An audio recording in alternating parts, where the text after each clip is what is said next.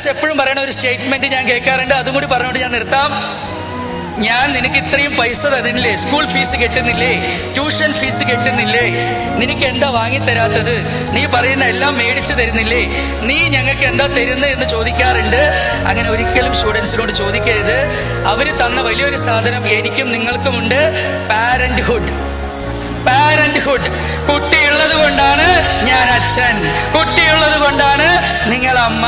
അല്ല, അവരൊന്നും തിരിച്ചു തരുന്ന ലക്ഷങ്ങൾ തരല്ല അല്ല ലൈഫ്. സോ വളരെ നന്നായിട്ട് ആദ്യം അവർക്ക് കാണിച്ചു കൊടുക്കുക. Show dum, accompany dum, then only you should take your hands from them. എല്ലാവർക്കും ഈ പരിപാടിക്ക് വലിയൊരു നന്ദി.